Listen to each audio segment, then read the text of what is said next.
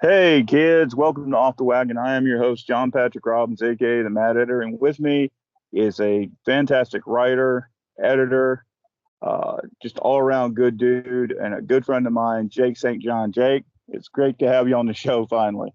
Hey, thanks for having me back, man. Oh yeah, I know. You've been on. It's actually your second appearance, as nobody got to hear it. It was so good, nobody got to hear it. We couldn't. You'd set the standard too high, man. It was a dark match before the cameras roll. Yeah, we had to. Exactly. Yeah, well, so now you're gonna go into wrestling jargon, and then people are gonna be, "What? I know what the hell you're talking about." you know, and, and I know your Yeah, I'm happy to connection to be back. wrestling. This will be cool. Yeah, man, because that's another thing, man. You do another podcast. I don't know if you want to give them a mention. I think they already have quite a few listeners, but you do. You are definitely involved in that community as well. Yeah, I've been real lucky. Some old friends of mine, AJ Strange Brood, a man they call Dave, producer Joe that I grew up with. They do a wrestling and a wrestling UFC, a combat cast, Mhm. the Working Fans podcast. They're on all platforms. So if you're into that, go take a listen. And they'll put. I've been a frequent guest as far as poetry and talking wrestling and things like that. So good luck to those guys. They're doing a real good job. Yeah, I mean they've got tons of listeners. Let's not get them over too much. Come on now. No, man, it's really good to That- have you on here. I'm sorry to cut you off, man, but it's really great to have you on here. And let me start with the first question, man, because it's like, hey, you do something that a lot of people we have on here are, like I said, a lot of people are more publication writers and not necessarily on the open mic thing. And you, hey, as I told you off air, are one of those people that just walks that line perfectly, man. You're a great, you can do either, and also being a hell of a fucking editor, man, with your magazine. Where did that all come from, man? When did you first start doing? Because when did you first start get the bug to put a magazine out there? it actually it kind of happened by circumstance in a way. I was editing a magazine called Flying Fish, which kind of saw its end over the years.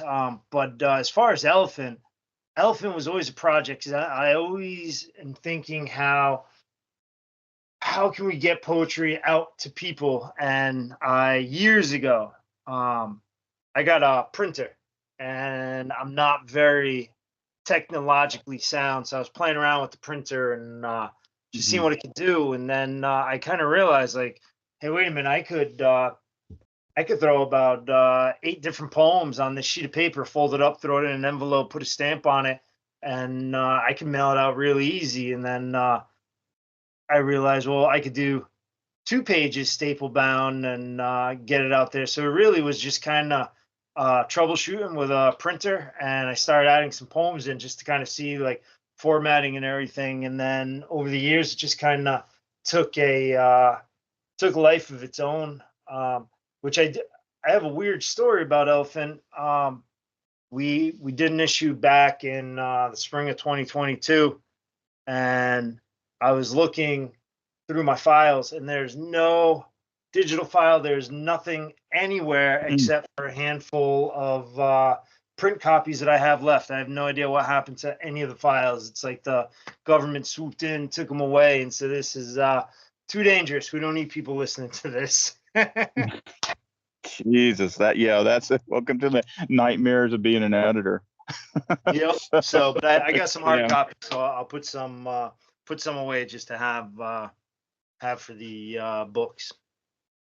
Well, man, you run a hell of a magazine. I mean, Elephant's had some really, really fucking outstanding writers. I mean, didn't you have if I'm correct, didn't you have Diane DePrima in there? I had Diane DePrima, Al Winans. Diane and I actually, she would send Christmas cards. Oh She man.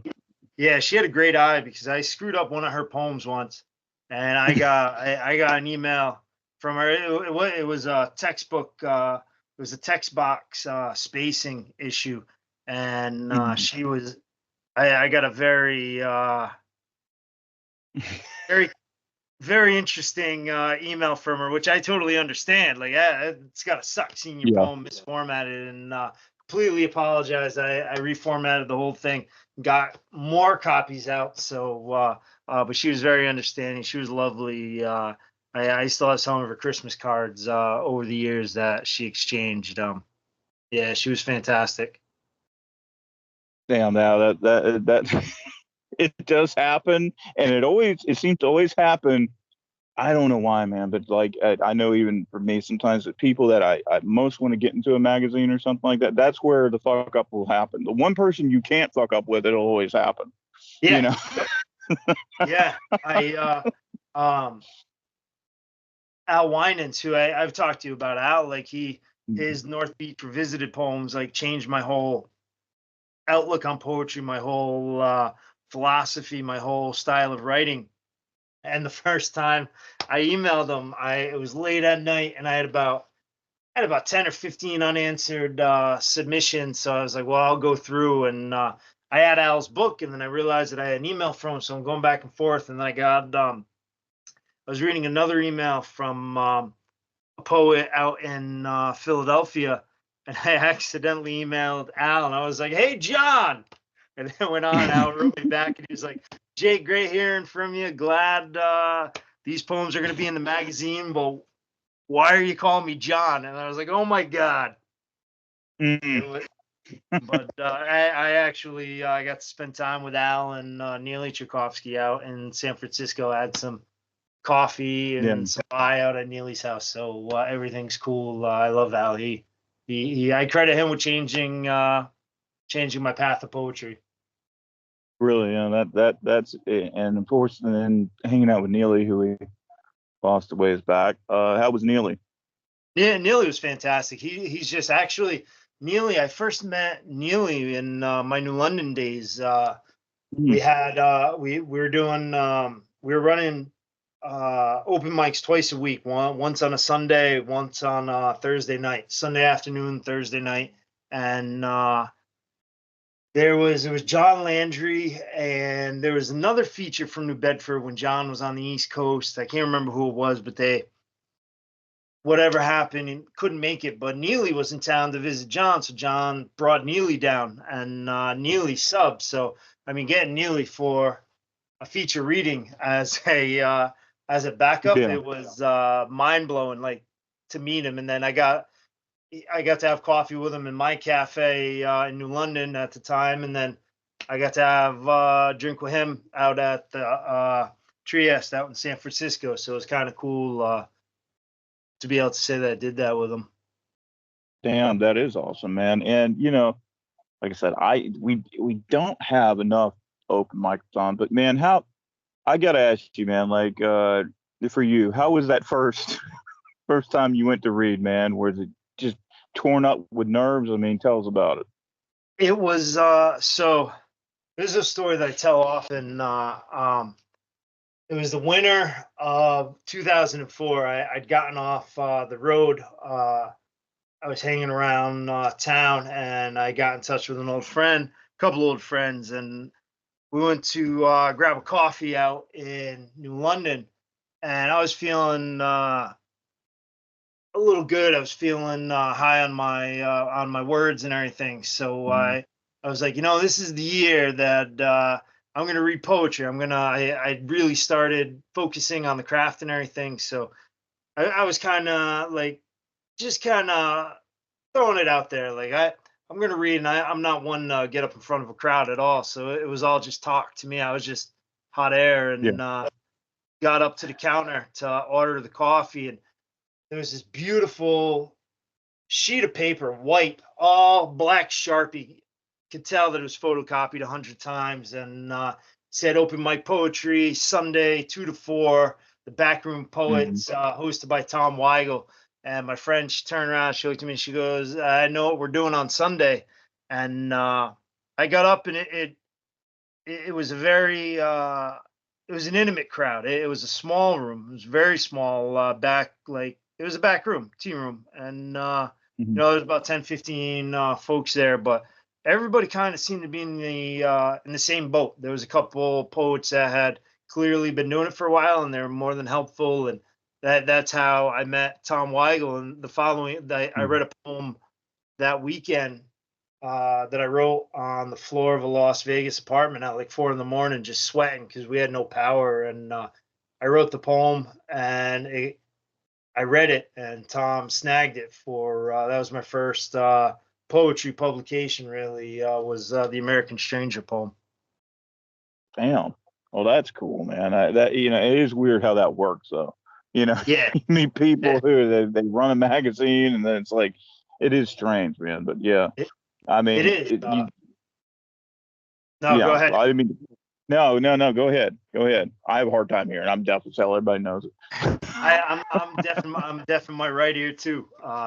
Mm, No, I was gonna say, Kaufman's Outlaw Bible of Poetry, the American Outlaw Bible, I think it's called the Big Black Book. yeah, I love it. Yeah, yes. Yeah, I find myself every now and then like going through it, and Hmm. every time I flip through it, every now and then I'm like, oh hey, I was just emailing with them, and I just like it's kind of cool going back and seeing like now because poetry it's all networking, and Hmm. there's people I never heard of, and then I go back and I'm like, oh man, I didn't realize that they were in here. So it's kind of cool tracking friends voyages through the waves. It is like that. It is with the poetry scene is definitely. I mean, I can't. I mean, I don't go. I'm trapped. I'm like an inmate. But but I get around in publication, not so much anymore because I'm too busy running them. But Yeah, yeah, I'm just picky now. But it is like that, man. How stuff just travels, and and what's cool is when you can put a face with the page and the writer. That is yeah, cool. I yep. mean, that's the one thing. It's unfortunate I don't really get to do that much, but yeah. No, man. Well, I know you got some stuff you want to read, man. Some new stuff that nobody's ever heard, exclusive. Yeah, So, yeah. Let me. Yeah, I got a poem. I got a poem right here from a stack that I've been working on. It's called Brick all right. Shadows. Brick Shadows. The old town don't look the same no more. Everyone's left and split, moved on or died. I've read more obituaries than box scores this year. Even the tavern changed hands. The music still plays, just a little slower, just a bit sadder. That's Brick Shadows. Excellent, excellent, Thank you. man. But all your writing is like that to me. You have such a definitive style, and I mean, it's quick, it's slick, and it just connects. Once it's I well, I mean, I published a lot of it. Yeah, I know. I was yeah, the other day I was talking about well, Merritt and we were talking about the rye whiskey, the Whiskey City family, how Mm. it's just it's a great community that because everybody kind of there's conversations that go back and forth. You don't get that all the time with with different Yeah, publishers, editors, and things like that. There's definitely the poets and the writers definitely feel feel part it's of it's where the process. it's where the lunatics run the asylum. Not to, Yeah, I know I overtalk, so people are going to think God John's an ass, but yeah, we don't have those kind of. It is a different press. You just have to be there to get it. yeah, Really, yeah, once you're on the inner circle, so to speak. But there's a yeah. lot of them that are really close knit. I Yep. mean, so I think most of them are that way. Except ours is a bit different. There's definitely not. There's no like. I don't think we definitely don't have ego problems. I'll No, put it no, that no. way. Yeah, It's 'cause, more like like, I okay, was telling I forgot who I was talking to, just how like I was talking to Jen about it where sometimes I get impulsive and I'll send out poems and I'm like, oh mhm, hey John, like I sent you a poem and I screwed up this one word or I mhm, screwed this up and there's never a problem. So he's like, all right, man, yeah, I'll take care of that. And like it's just like that, it's yeah, taken care of. And like poets are odd creatures where, you know what I mean? Like one typo on our part is like, oh man, that's bringing on the anxiety Yeah. attack. And it's just it's a close knit. And I know there's other communities like that, and we're all lucky. It's poets need to support each other, and there's enough room for all the poets, you know. There is, man, and people do need to be supportive of one another. I can't say they are. I'm the polar opposite. I think there needs to be a lot more. Yeah, But there are some good communities and some really great events out there. But yeah, yeah, I mean, speaking about as you mentioned, Jen, I mean, you did a book. You two both did a book for Whiskey City Press, and I was kind of wondering how that one came about, man, because most people, you see that you just don't see books that are co-written and then done that well. yeah. That. So how Um, was that process, and what brought that about? so that kind of came around. Jen and I, we've worked together for years and years, and we've always had a journal, and uh, we'd pass a notebook back and forth. One of us would write a line or a phrase, and the other one would riff off it. And when they were done, just passing it back and forth, like very similar to an exquisite corpse, but where the Mm-hmm. exquisite corpse would be passed around multiple people, and you're only seeing the last line. We kept it where maybe I wrote a phrase and she wrote a stanza, and then I wrote a line, and Yeah. then we just kind of put all the poems together from the original notebook. I had them all organized. I'd go back and tighten the poems up, and I'd ask her, "Hey, is this the word we want to use here? How about this?" And so we would edit and revise together. We take turns reading them together, and then I got I was able to put them in order, chronologically, and it all came together. It was perfect, and I loved working with you on it. No, that was definitely a smooth and well done book. I mean, props to you both on that. It's yeah. So, man, when you're working on it right now, when you're working on a poem, how much are you like? Do you just get it out there, then keep going over it? Like, you refine the hell out of it, or is it just kind of as it is in the moment? I mean, how is it for you? Everybody's different. I so I We've always heard first thought, best thought, Mhm. which I agree with to an extent. But Mhm. I've talked to a lot of poets over the years that first thought, best thought to them was, I'm going to write this down. I'm going to spit it all out on the page. I'm going to throw it up on Facebook. I'm going to push publish, and this is a damn good poem. But I've always gone with I get, and I'll come back to the first thought, best thought idea.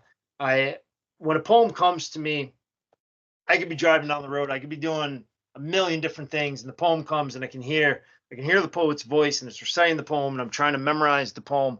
And then when I get certain words memorized, I can take out my pen and pad and get the words down, and then I type them up, and then I still have the image of the poem, of what the poem is saying in my head. So my job then is to take that first thought, best thought, and take that hunk of clay of words that's in my notebook and carve it out and tweak it so that when somebody reads the poem that I've written, they'll get hopefully the same image in their head that I got in my head, which would have been the first thought. Now, it is the first thought and it's the best thought, but that doesn't mean that your first words were your best words. You got to go through and like chisel away all the excess fat and all the garbage and make sure Yeah. every single word holds its own.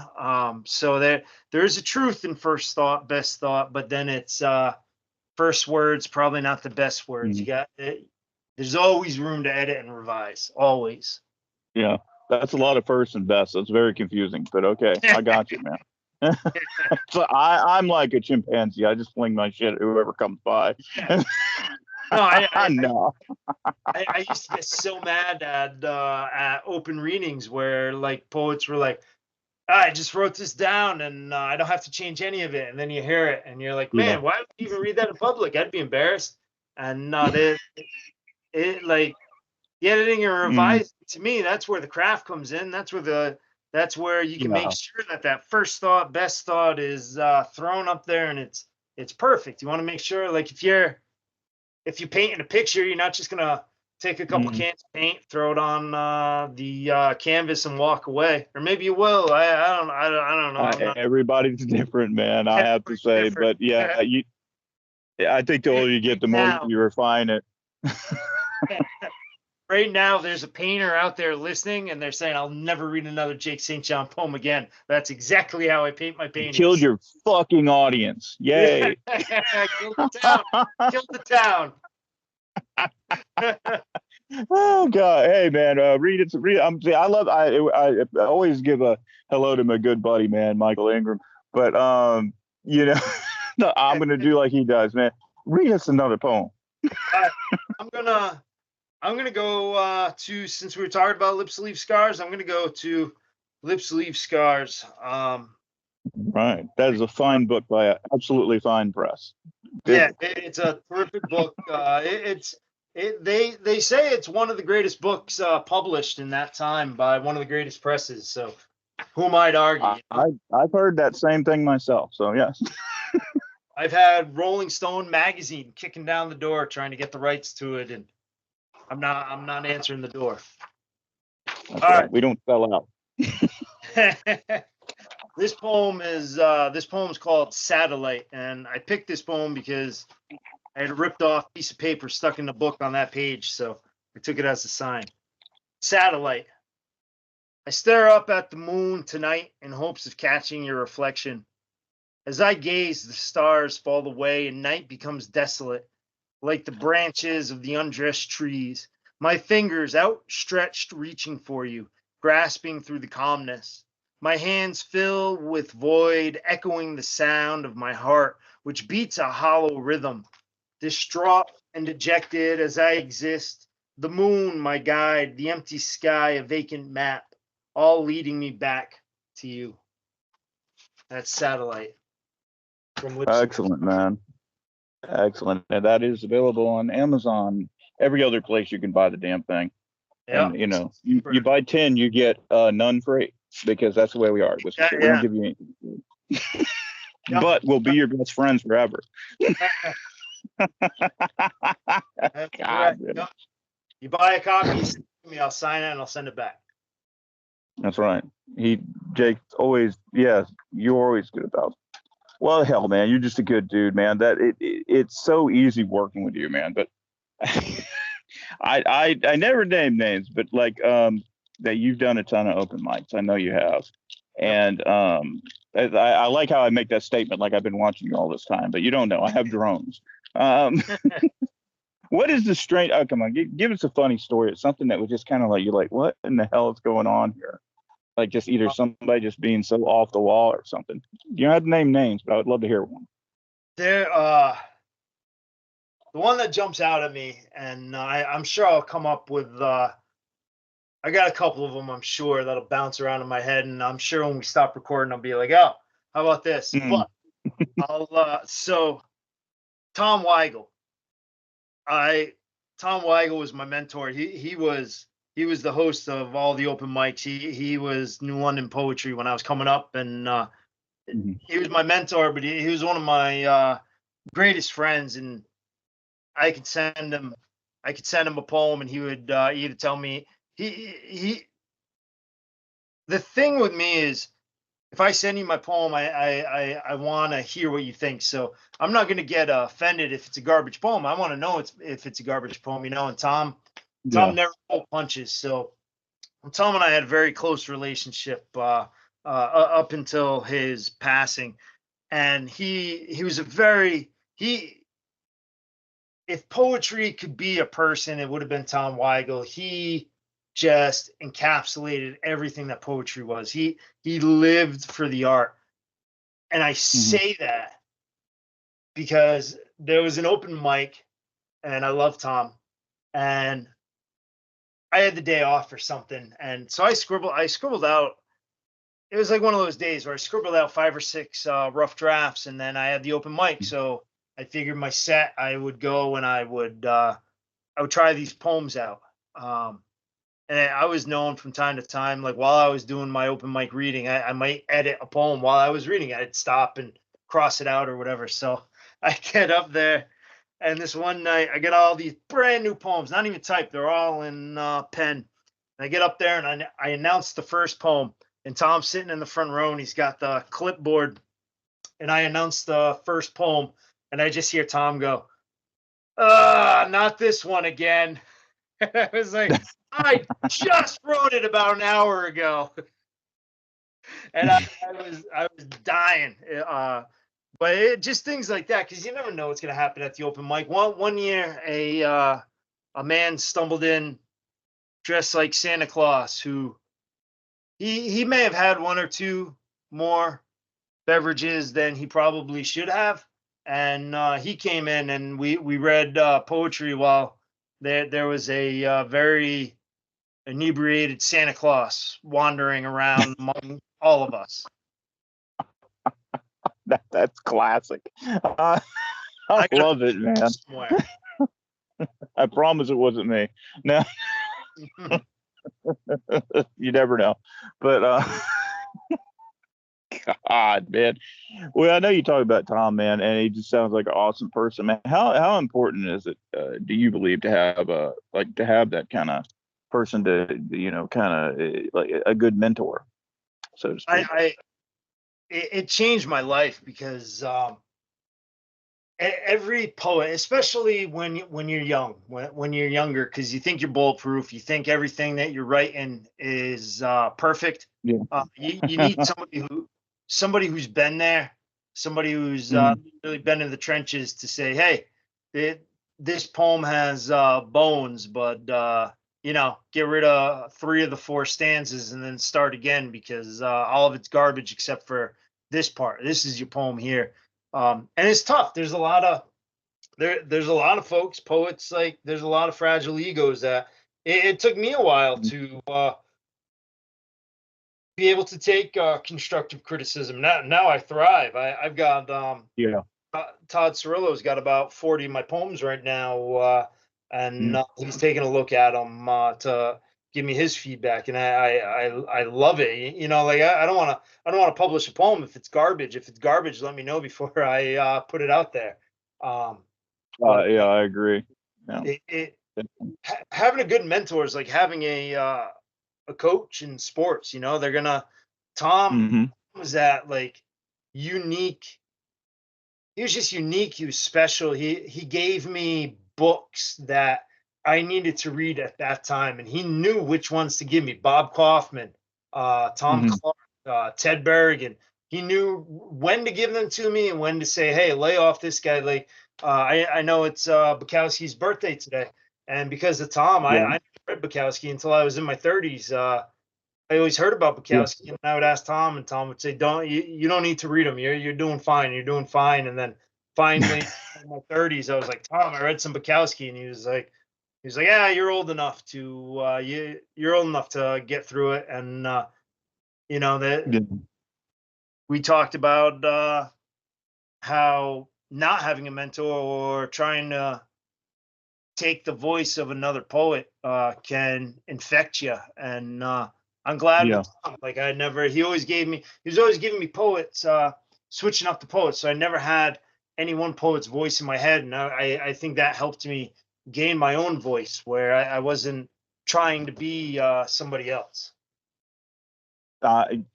It's something that, as we mentioned off here, like I said, man, like when I read people who kind of send me rights, and I see that they're older, they've been doing this a while. I mean, I expect you to bleed your influences when you start.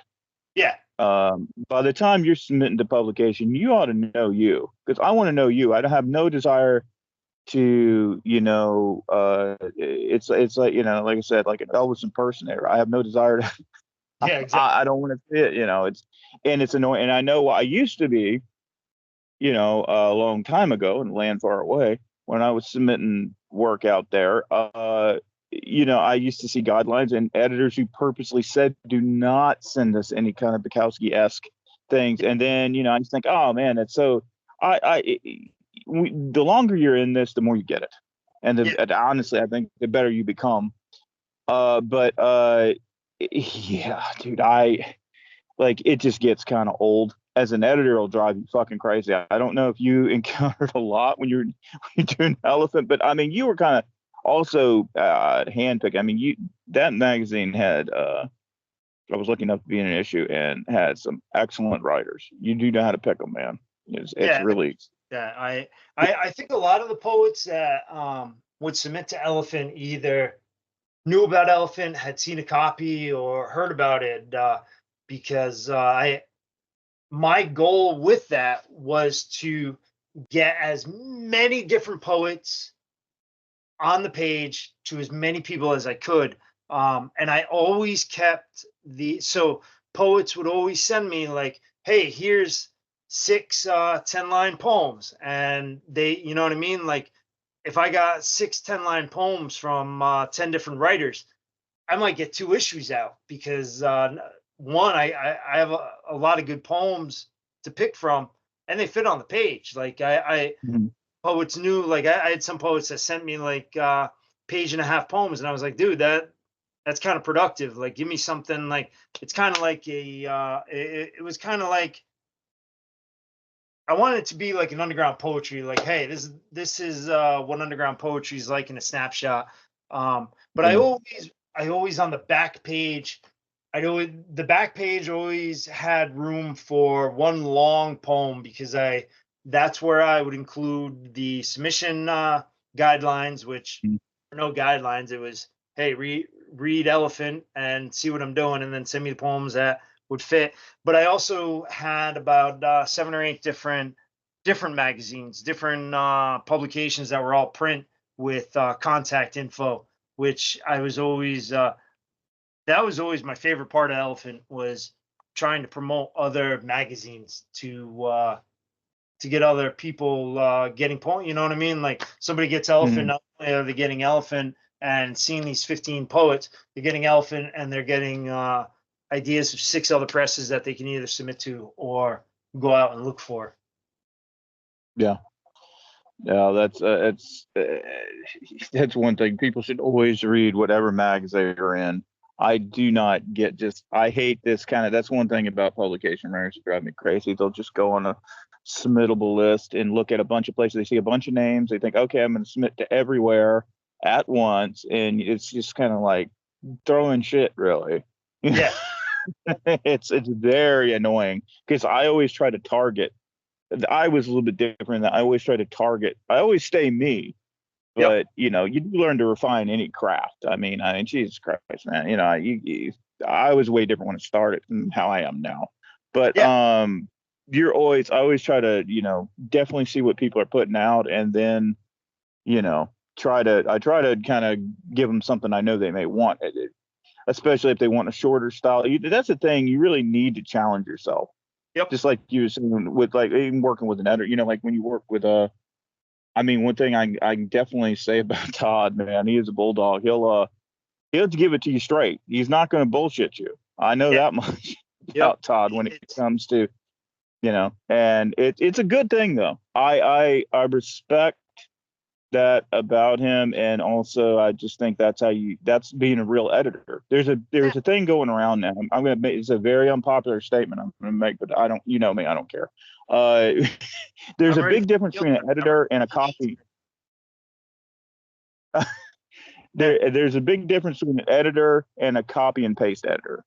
And yep, there's a lot of copy and paste editors out there, people who just don't want to change anything. They don't want to say anything. They don't because they think it's going to offend the writer, and they're not going to maybe put the book out, or I don't yeah, fucking know.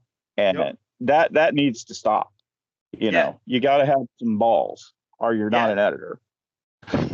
Exactly. It's Yeah. just And, and as a poet, you need to be able to understand that if your publisher's sticking their neck out on the line for your poetry, they want it to be perfect. They want it to be great, and you need to be able to suck it up and say, you know what? Maybe this line that they tell me is terrible. Maybe it actually is terrible, and I can survive without it. I remember I've been very lucky with editors giving it to me how it is, and Hmm. to go back to the Lost City Highway, the first book that I did with John Dombacher out in California. Uh, Hmm. he was fantastic because I sent him my book, and I don't know, a couple weeks later, like the whole how it all came together is a whole story in itself. But to cut to the editing process, I sent him the manuscript, and then we talked for a while on and off here and there, and then he sent me the manuscript back with very detailed notes like tell me why you want this word to be here, and like there were spots where we could talk and be like, hey, I this is why I want that, and it would either be oh, I understand that, maybe you need to tweak this so that the reader understands it. So there's a lot of conversation. But I remember the first time that I looked at the notes, I called up John Landry. He was former poet laureate in New Bedford. Him and Robbie Sugg, the artist, they live down in New Mexico now. And I called John up, and I was like, "Hey man, my publisher and my editor like cut up all my poems. Like I got they're telling me these poems are terrible, and I got to publish in like 4 or 5 magazines. And what am I gonna do?" And I remember John said, well, that's fantastic. Now you just doubled your output. You got the poem published in one magazine. Now you can change it and you get it published in a book. It's a totally different poem now. I was like, holy Hmm. smokes, right? Like, and ever since then, I was like, all right, I put my hands, I put my heart in the hands of the publisher, the editor, because I want to make sure that whatever the reader's reading makes sense to them and is a piece of art, a piece of work that if they don't have to ask a question, or if they don't have to ask a question that's not implied, then I feel like I've done my job. Yeah.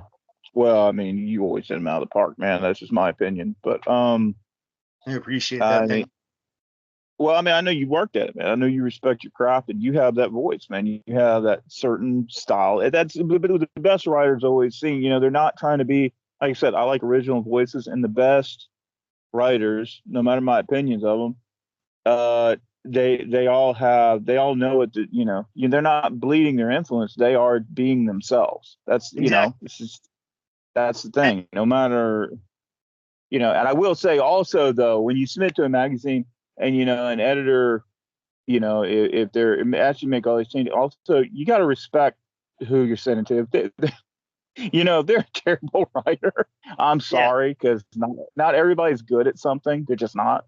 Poetry is Right. something you don't. It's just natural, and it's like I mean, you can refine it definitely. You go to somebody who knows what they're doing, they can refine it. But like to me, you're naturally a poet or not. But Yeah. yeah, Like make sure you send to people you respect. yeah. I remember like I probably got some heat with some poets. I remember at different open mics, I was like talking to people that were sitting next to me. I was like, listen, just because you went to prison doesn't mean that you're a poet. Because everybody like Mhm. there's so many and I get it. Like, yeah, that I'm sure there are some poets that really came out of being inside, but and I appreciate writing your thoughts down and your feelings and everything, but you got to Mhm. take it a step farther. And I, y- it just goes back to the craft. Like I've had poets tell me like I don't have time to read anybody else, I'm too busy writing. I'm like, well, whatever you're writing is probably garbage. If you want to write something really good, then you got to read something really good. So if you're not putting Mhm. work in the batting cage, your batting average is gonna be pretty terrible. Like, Well, yeah, you got to get out there and get beat up a bit too. I mean, you got yep, it's the yeah, truth. I mean, anybody can go. And this is not a knock against people because there's some people who just go straight to their Facebook wall. That's fine. But when yep, you're not getting any resistance, I mean, come on. I really do enjoy when I do get out there. And a lot of times I'm not just publishing stuff at my magazine. I will publish at my magazines occasionally, but That's usually a couple editors. Everybody I know is a fucking editor. So Yeah, I'll show them something, and it's like, and just like you're saying you're doing with when show Todd or whatever, it's like, I'm getting an opinion. I'm not just saying, oh man, I can just do this because I don't abuse my power into a exactly. degree because there is no power. I sometimes, yeah, it is easier because hey, I may need something in a magazine. Okay, but I don't. Anybody knows I am the kind of person I do not want to, put out a write every week. I know I'm going to misquote him, but and talking about Todd, and this is a good thing. So yeah, I think if you talk about somebody in a good way, they won't get too pissed. But Yeah. I remember one time, one thing he did say, and I know I'm going to misquote him, but I drink, so everybody can kiss my ass. Don't kind of like don't be the writer who has a poem out every day.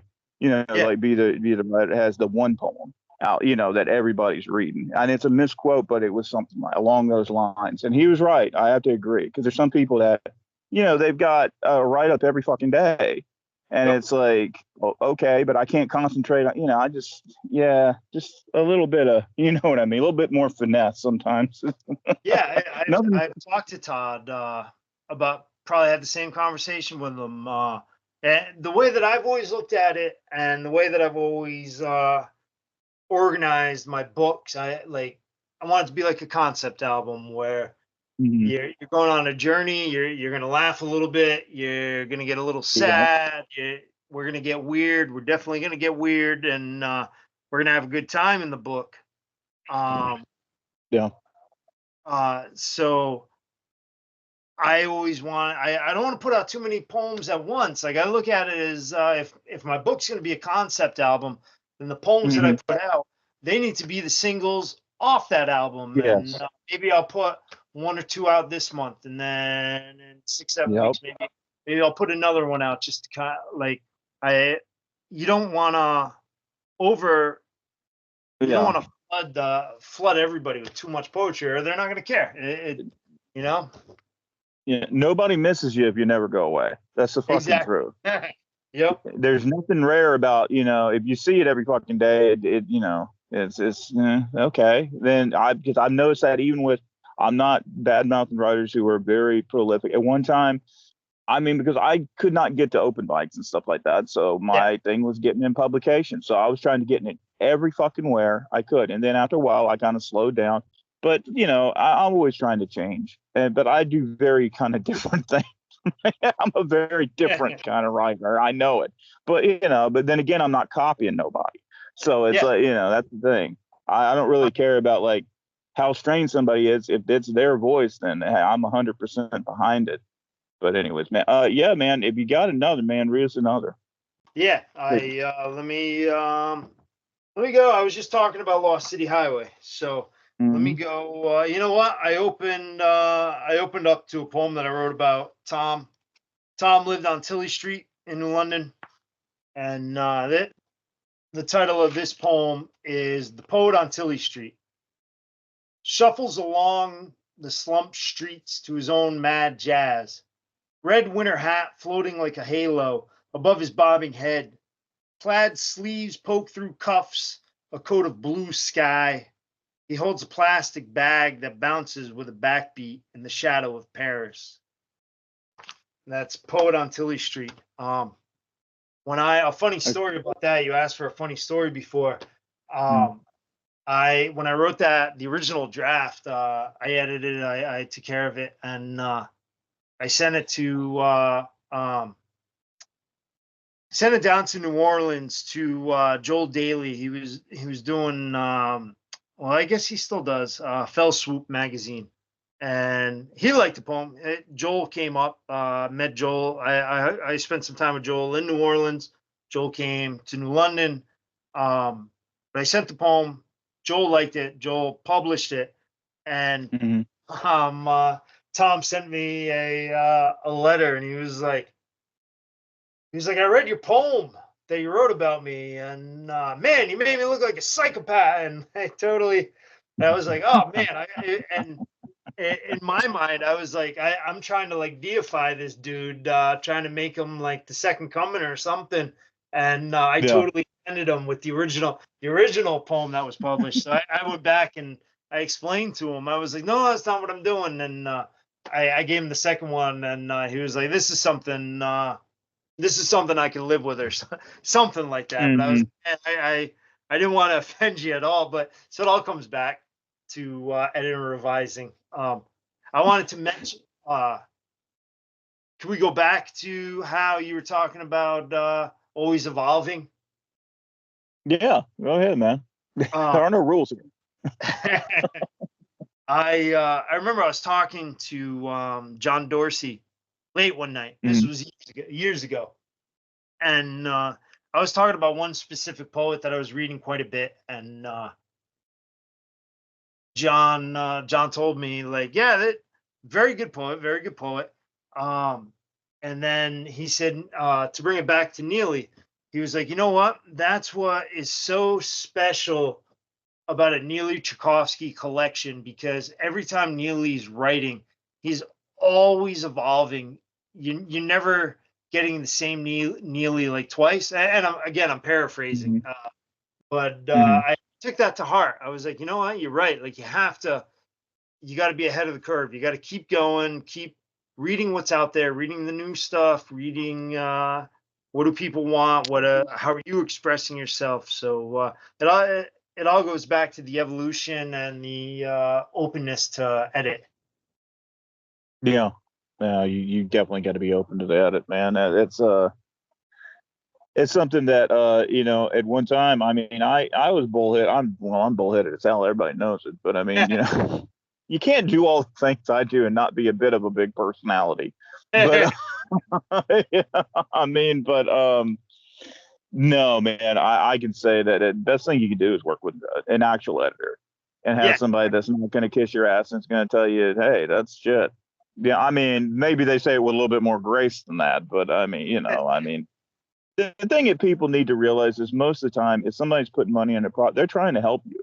They're trying yeah, to get the best product out on, and it is a product. If you're selling it, it's a product.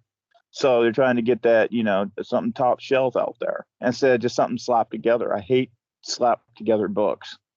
And yeah. it's like, and the best books I've read are far from that, And let's talk about another book, man, that you did. The very first book you did for Whiskey City, Night Full of Diamonds, man. And one of my favorite covers because I did it. Yeah.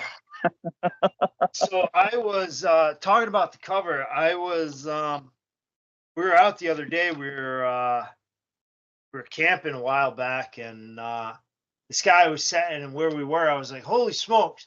Take a look at that! That's the cover of my Mhm. book." And the way I tried to get, of course, picture wise, I couldn't get it, but Mm. man, this guy, I was like, "That's the cover of my book." I tried to do a reading, but I didn't have it with me. It was back at the campsite. Um, Yeah. but yeah, Night Full of Diamonds. I always joke that Lost City Highway took me about 15 years to write, and Night Full of Diamonds took me about 15 months. Um, and then it was coming up with the title. I don't know. I mean, I'll throw out some trivia so someday on Jeopardy, if it comes up, somebody can win $1 million. Night Full of Diamonds was it was a play on the Grateful Dead's Night Full of Diamonds live album, which was the first Dead live album I ever listened to. So that's the I title. would have never guessed you're a Grateful Dead fan. I mean, I'm shocked. Yeah, it's been a long, strange trip. No, man, you can always you can always tell a deadhead. I mean, that's not an insult, but you can always tell them, man. You can, yeah. They, it's like Watch. it's a true brotherhood. I have to admit that. It That is. is that's not even a gang. That's like union. Yeah, it's like a family or something. Like they, it's so true. Like Deadheads, we'll be driving on the highway and we see like cars with Deadhead stickers, and we're like, all right, let's figure out is this a young kid? Is it? And like you'll be shocked. Like I see dudes wearing collared shirts and ties driving down the street with dead stickers all over Oh their yeah. cars, and you got the big pickup trucks. I was behind one the other day. This huge pickup truck with big tires and just you Yeah. they were blasting Kid Rock or something, and they had all these very like meticulously handmade magnets of steelies and everything all over the truck. It was this little old man, like totally like that's what's so great about the Dead. You don't know who's in the tribe until you know who's in the tribe. That's true, man. It is that is I mean you got but that's like generations, man. People that would that is kind of true with music though, in any kind of music. Well, most any kind, I think. Like you see people that, they turn their kids onto it, they turn their kids. It's like music is just that's a beautiful thing about music that I wish, we could really kind of get going more so in poetry, man, because like talk about dedication when it comes to a fan with fans and things like that. I mean, people absolutely music, it just stays there and the people pass it on, and they should do that with books, and they do to a degree. I Yep. think to a lesser degree now. It's a shame, but then again, I think I always, I don't mean to come up like an asshole, but I just don't think everybody's a fucking writer. I know some people will tell you everybody's an artist. Yeah, okay, but not everybody's a good one. Exactly. Yeah. Yeah, You there's a know. difference. Like you can I mean, if you find joy in the art that you're doing, then Hmm. by all means do it. But not like Yeah. I love baseball, but I'm not going to be the third baseman for the Boston Red Sox. Like Exactly. Exactly, man. It is. but I It still is a love it. craft, You and know, I throw the ball yeah, around. it is a craft, and you have to refine it. Yep. I mean, Night Full of Diamonds, man, was like the first time. I mean, I besides publishing you at the whiskey once I've done a gazillion times. We'll do a Yeah. gazillion more because, like I said, it's just it's a natural fit. You always send me stuff that just, but the whiskey is not. People think it's a themed magazine, and it's not. Yeah. I've always told people think of it more like a virtual bar. It's Yeah. more of a like a reading venue. I just have people come in. I don't have to dig. There's stuff there that everybody think. Well, you just God. I remember one writer. I want to strangle him. He's like, well, you just publish what everybody sends you. No, if I know people have a following or anything like that, or sometimes I will give people a chance. I mean, you never know, man. Because I was given a chance when, Jesus Christ, man, I've written shit. I think writers, if writer says everything they've written is perfect, they are full of 100% crap. Oh yeah. 'Cause- I've probably thrown away more poems than I've held on to. Mm. You know, I Well, God, man, Night Full of Diamonds was an excellent, excellent fucking book. And I mean, you were going through a lot during that. I mean, does it really? I mean, are you more prolific when you're going through hell, or because I mean, like me, anybody knows I'm a dark writer, but like and a sarcastic asshole. If you get two great emotions there. For you, man, does the pain fucking help, or do you have to be in a good space to create? Just curious. I think I'm better off not necessarily in a good space, but Mhm. I think the words come to me when emotions involved. So whether it's love, anger, restlessness, I think when there's uh, a tremendous influence of an emotion, I think I'm better. I think the words come to me then because I've never been a writer that will say, and this was always tough for me when I was in school. I couldn't Mhm. just sit down and say, okay, I'm gonna write a poem about this. I write a poem about Mhm. whatever in my head, and then I realize, oh man, I wrote a poem about this. Yeah. To me, it's more living like I was in New York recently, outside the library waiting, and Jen said, "Sit here and write a poem," and I was able to because I was like, "Oh, I have all this. Yeah. I'm just got off the train, and like, my body's still kind of like vibrating and tingling. I was able to get a poem out, but it's very rare that I sit down and say, "Give me a couple minutes. I'm going to write a poem." I mean, I could write something, but it'd be nothing I'd be proud of. It's more of a it's like a ceremony really when it happens. Mm. Well, I mean, hell, man, you hit them out of the park. But yeah, man. Here's a different kind of question. But I mean, you grew up, you had a great scene around you. You definitely had a great mentor. Yeah. How do you think things would have been had you? I mean, because like I was polar opposite. I did have. When I think about it, I did have one person that really kind of introduced. You got to have somebody that's introducing you to the right books and stuff like. It does help. Yep. But how do you think you would have came out as a writer had you not had all those things and all those people, those killer people in your life?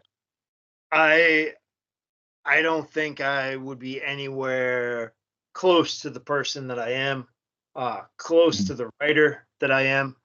Um, I feel very lucky that I was able to be close to New London, which not New London was we were Poetry City for a while, we had a Mhm. really good run back in 2006, 2014, right around there. We had a heck of a run, but New London was they, the poetry was great, the music was great, the art was great, everything. It was a prolific city. Um, I met people. I was just I'll always be thankful to New London and the people that I met in New London when I came there, because that was growing up. New London wasn't a place you're supposed to hang out. Um, and I found out years later that the town that I grew up in was a town you weren't supposed to hang out. And here I am going back and forth. But I'm very lucky for what New London gave me. There was a writer years ago, an artist in New London that really made a comment about because New London there's a train stop and everything, so you got people coming and going, and Yeah. this artist made a comment about why do writers that haven't been born and raised in New London claim to be from New London? And I was like, because that's where we grew up, like that was our we Yeah. came to town, and we were welcome. New London opened their arms for us, and we grew up here and we learned our art, whether it was painting, music, poetry, so many different things going on in the town. So New London's always been a town that will always. It was kind of like Kent Taylor, where he was like, "Oh, somebody referred to Kent Taylor as a Cleveland poet," and he was like, "I haven't lived in Cleveland for 35 years," or something like that. Nah, Yeah. I'm like, someday I hope I can say I'm a New London poet, even though I haven't been in New London in 40 something years or something. Yeah. It's- hey, man, I wish I had a scene. Yeah. I I've I I seen say, everything, man, that was the best scene. I haven't really had a scene since then. Everything's been it's been online, and yeah, I'm sure it'll come back. I'm sure it'll be a scene, and it kind of ebbs and flows. Like, you know what I mean? Like, you get some tidal waves, you get some breakers, and eventually it all happens. But we got a good Mhm. thing. Well, it sounds like it. It's like I said, it's all alien to me, man. So just because I mean, I love the idea of going to readings and everything, and this is what people don't get. I joke on everything. I mean, Hmm. I joke with my friends, so like people take me serious. I feel bad for them, you know. Like, but I'm just rough, you know. Like even a grizzly bear, if it likes you, when it plays with you, it's still gonna hurt you. I mean, I just Yeah. don't think about things, man. I'm just kind of harsh, you know. I'm like Captain Caveman or something. But no, man. For somebody wanting to get into the open mics, I mean, because it definitely could be intimidating. You know, I could see Yeah. where that stage fright get you and everything. What would be your advice, man? Somebody first wanting to get into that. Um. My advice would be, like, if you're writing poetry, then get out there and read it. Like, you're gonna Mhm. Don't worry about bombing. Don't worry about everybody's in the same boat. If you're going to an open mic, then everybody is in the same boat. Somebody might have a couple more minutes mic time than you under their belt, but you got to read the poem. After you read the poem, you got to read the poem. Then you got to read the poem to other people. And Mhm. then after you read the poem to your mom, dad, brother, sister, girlfriend, boyfriend, and they tell you how great the poem is, read the poem to a stranger so the stranger can say, "Don't ever read that garbage to me again." You gotta get out of your safe. That I biggest thing I ever learned: get out of your safety net, and don't be afraid to Yeah. get weird. Figure it out, and have the guts. Get up there, do it. You'll be happy. It'll be a good thing. Oh, that's great advice, man. Definitely, man. Let's hear a few more if you don't mind. All right, I'll let me. I'm gonna read one from Nightfall of Diamonds, and then I'll go to Lost City Highway. Yeah. Uh, this poem is titled Snow Moon. It was the title poem for a chapbook I did with John D. Robinson over in the UK. So he's been in bad health. I haven't heard any update or anything, but I'm hoping that John Robinson is doing okay. You can- He's a terrific poet, terrific editor. And this Good dude. poem Yep. is Snow Moon. I want to tell you that the moon tonight is beautiful, that it floats over the city like a cosmic pearl. I want to tell you that it gleams like your eyes, that it cuts through clouds like your smile does my heart. I want to tell you all of this, but it all be lies. This moon, in all its beauty, falls in all ways when compared to you. That's Snow Moon from Night Full of Diamonds from Whiskey City Press. Grab that on Amazon. That's right. And My favorite friends.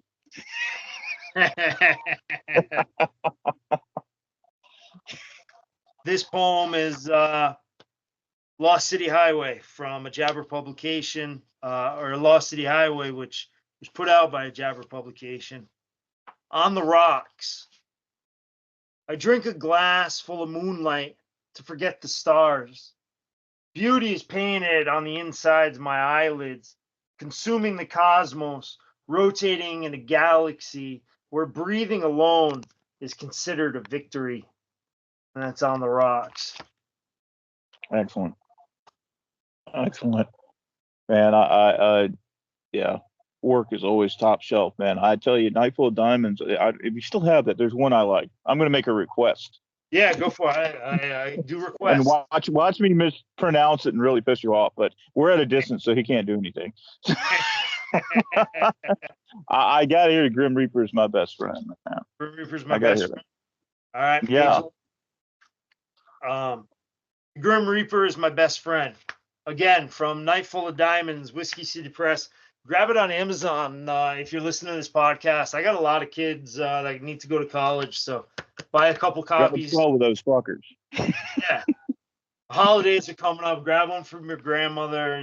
Like, come on, people. I got a bunch of kids to put through college. Anyway, this is Night Full of Diamonds from Whiskey City Press, available on Amazon. The Grim Reaper is my best friend. The Grim Reaper is my best friend. He walks with me every day. Sometimes down the sidewalk and into work. Sometimes into the woods alone we'll go. We sit and talk philosophy and books. His favorite author is a prick, and mine is a fraud. I don't stop for lunch, but he'll pause and eat a ham sandwich.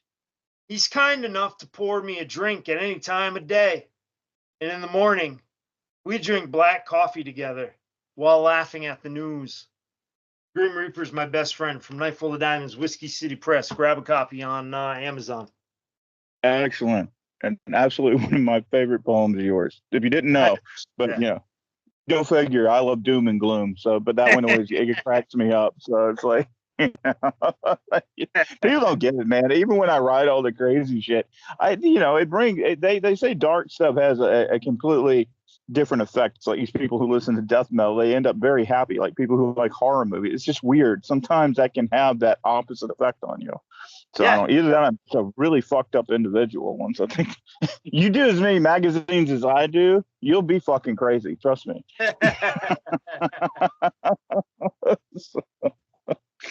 Yeah, man. So I mean, dude, it's definitely been great.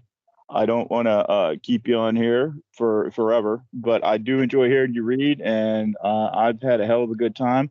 On if you want to read us one out of here, Yeah, and I'll then read. I'll read one more. I've had a great time. I look forward to the next time we do this. Let me see. anytime, brother, anytime. I'll do. You know what? I don't know if there's any recording of this poem anywhere. So Good. this is my poem to end silence. It's a lengthy one that I wrote years and years ago. It will be a work in progress, I believe, for all time. Like kind of, I wrote it and then realizing Walt Whitman's "Leaves of Grass," how it just kind of Yeah. went through different variations throughout his life. So this is this poem is titled "Poem to End Silence," and it was kind of my call to action. So if any poets get offended by this, then Yeah. let's take some Well, action. Poem to End Silence. What are the poets? Poets who give breath to insight, the poets who don't avoid feeling, those who accept the knowledge of commitment, creating portraits of social aversion, getting their hands dirty when engaged with civilization. Where are the words emanating from the hearts of the exploited and broken? The street is empty of all noise. Anxious screams fall silent on the night. Dark corners turn lonely and unfamiliar. Where are the moonlight conversations, the enjoyment of language, the passion of critique, the declaration of advancement? Where are those who will become the art? Who are the art? Paint your skin with feeling, dissect society with phrases. Ignore the line drawn by the hand of the sun and cross it freely and with meaning. Where are the stanzas of heavenly disapproval? Cradle your infant thoughts, nurture them into reality, but by all means, give them life. Give them a reason for existing, justify their scars. Crawl out of the mud when knocked off your feet, scratch to find balance, assume an upright position, and proceed with second thoughts torn apart by experience. Where are the poets who bleed by the brutal edge of understanding? Step to the front of the crowd. Announce your arrival with a song sung slightly off key. Turn heads by rattling cages. Dance to the beat of taxicabs and hydraulic screams. Dance in protest. Dance for love. And when you finally had enough, scream out. Scream for your life and for all candid purpose. Scream with the disgust of acknowledgement. Scream with the disapproval that comes with the consciousness that conformity handcuffs the soul, inhibiting rational growth. Scream as our surroundings become still. Scream louder at every turn. Scream louder in the face of oppression. Scream for desires and demands. Scream for today. Scream for tomorrow. Scream for those who cannot scream, and scream for change. Scream so the streets rise up in unison. Scream your personal horrors. Scream into the great chaos of stars. Scream until they come to take you away. Scream as they drag you into the depths of forgetting and into that medically induced haze. Let out one final scream that kicks down the door and storms into the streets, careens down avenues, across borders, sails over oceans, climbs up foothills to snow-capped peaks, and over the edge where it settles to a whisper in the valley of the damned. And that's Poem to End Silence. oh, it's excellent, man. Thank Jesus. I mean, you. finally, then get some damn anger out of you, man. See, this is a blast. These are kind of the shows that I have a really good time on Yeah, because I it's had a like great time. I mean, I really do enjoy it, man. And I tell you what, anytime you want to be on the show, because we are still on air, Okay. and when you're not in the woods, because people, that's one thing I would say. When I think you, I think fires and woods. Yep. Yeah. That's usually, yeah. Nine I mean, times not out of 10. forest fires. No, I've been lucky. I've been lucky. Mhm. No, man, Jake, it's been great having you on here, man. Anytime you want to come back, please do. And folks, I want to thank you all for listening and going off the wagon with us. Jake, thanks for being on the show, man. I had a great time. Thanks for having me. I had a great time. And next round's on me. All right, brother. Cheers. Cheers.